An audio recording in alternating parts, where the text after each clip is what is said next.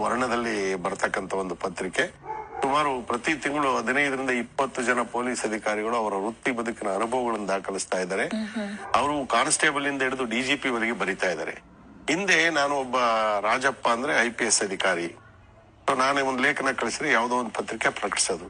But constables ಯಾರು ವೇದಿಕೆ ಕೊಡ್ತಾರೆ?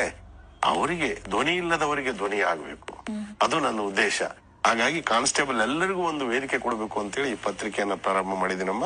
ಸುಮಾರು 500 ಜನ ಪೊಲೀಸ್ ಅಧಿಕಾರಿ ಸಿಬ್ಬಂದಿಗಳು ಬರೀತಾ ಇದ್ದಾರೆ. ಸಾಕಷ್ಟು ಜನ PhD ಮಾಡಿರ್ತಕ್ಕಂತ ಪೊಲೀಸ್ ಅಧಿಕಾರಿಗಳು ನಮ್ಮಲ್ಲಿದ್ದಾರೆ.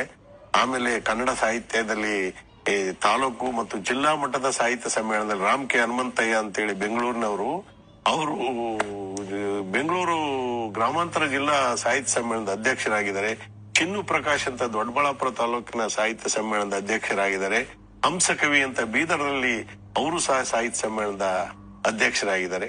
ನಾನು ಸಹ 5 ಕನ್ನಡ ಸಾಹಿತ್ಯ ಸಮ್ಮೇಳನಗಳಲ್ಲಿ ಭಾಗವಹಿಸಿದ್ದೀನಿ.